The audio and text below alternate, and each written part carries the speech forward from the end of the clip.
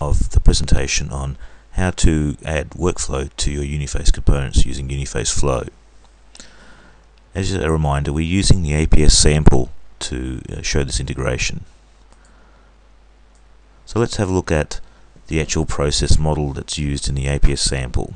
We can see here there is one task that is user initiated and manual. We'll see how the dashboard application allows us to execute manual tasks. Here is the edit customer task, so we'll have a quick look at that. We can see that it is interactive, workflow driven, and thus there is a component tab, and we'll see there that web enabled web components checked with the URL. As a reminder, there are some parameters involved in this process, and there's basically 2 in parameters and 1 out parameter. Now, verified data is the actual task that we're going to convert as demonstration. We note that it only has 2 input parameters and no output parameters. If we have a look at this general tab, it's manual, and all we have to do is basically change it to interactive, and thus a component tab now appears. And we can see that it has enable web component. It actually remembers this from a previous test run I've done. So in fact, it already remembers the fact that I've changed the component name to say APS verify there, and that the operation is going to be called is web task URL. Now note that there are in fact a radio button here that is 2 different ways of getting Uniface Flow to actually initiate this task, and you'll see examples of both of these in the code shortly. Now that we have this defined, we can go to that and save this workflow.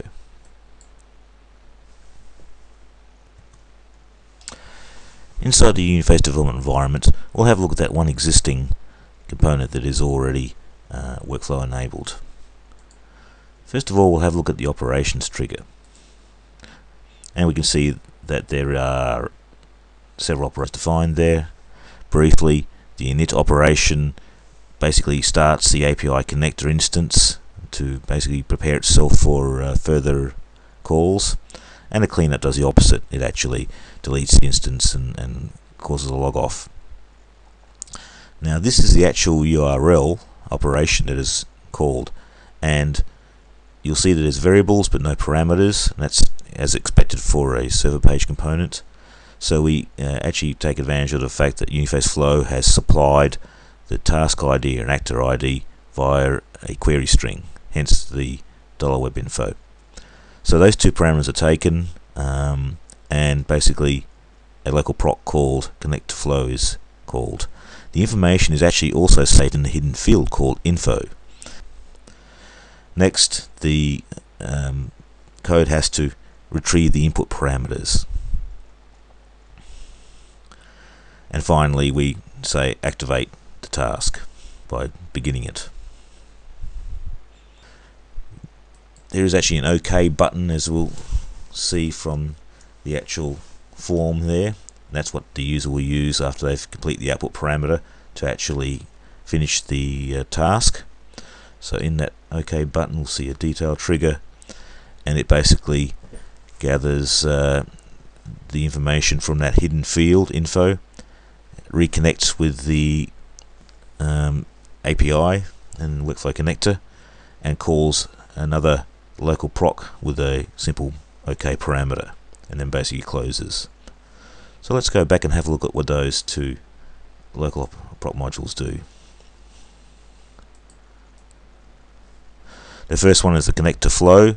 We're using those 2 basic parameters that were provided by Uniface Flow when it called this component, the username and task ID. We activate the workflow connector to set the identifier. That's like logging in. We set up an error handler just for good programming practice, and basically we get the instance, or create an instance of the task, and set context to it through these calls here. When the OK button was executed, of course, it also did this handle tasks. The parameter was OK, so that's this section here, and basically we are gathering the information that's used for output parameters here, and we then complete the task by supplying the output parameters. The next task is to duplicate this component and prepare it and modify it for purposes of that third task, APS verify.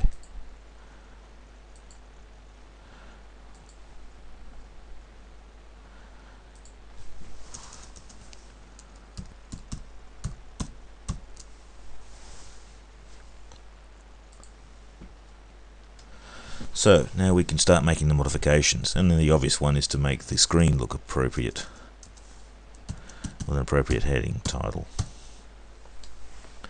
Next thing we're going to do is get rid of this group of fields here, because we need to change these from being input fields to output fields, since these are there are only input parameters to this task. The easiest way to do that is to basically use this breadcrumb trail here, find the table body and delete it. So we now need to go over, and you may recall it's the name and address that were the parameters involved in this task. So we'll go and actually change their properties to make them display only.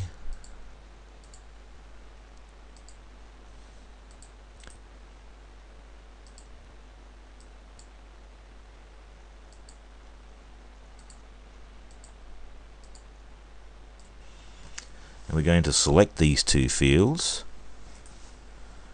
copy as HTML, and in this dialog of what to copy, we're going to also include this occurrence one, because this will insert a table as well. Now we can go to the layout editor, an appropriate place. So once again, we make use of this breadcrumb trail here.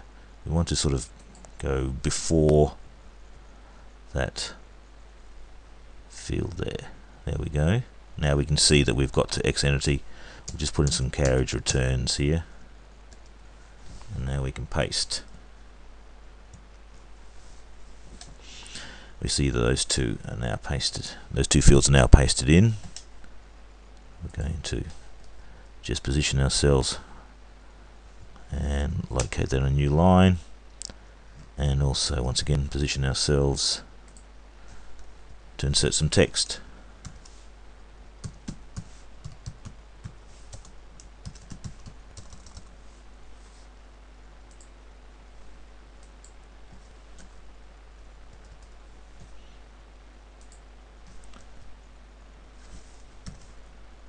Whoops, wrong location. Okay, even though we haven't done any other coding changes, we can at least test this for layout. So it's possible to compile and test this.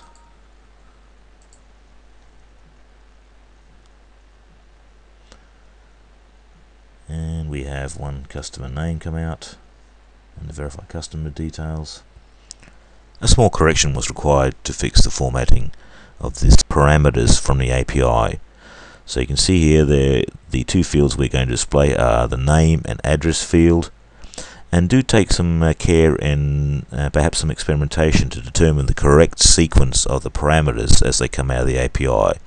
If you were to refer to the earlier part of the video, you will see now I've actually reversed the sequence of the parameters that have come out of the API to make sure that the right parameter goes to the right field name. I'm now in the local procedures trigger, and the connect to workflow API call is fine. Only the handle task entry needs to be changed, and that's basically to reflect the fact there are no output parameters. So it's sufficient to comment out the preparation of that and change the complete operation call to just supply no parameters. And now we're basically ready to compile.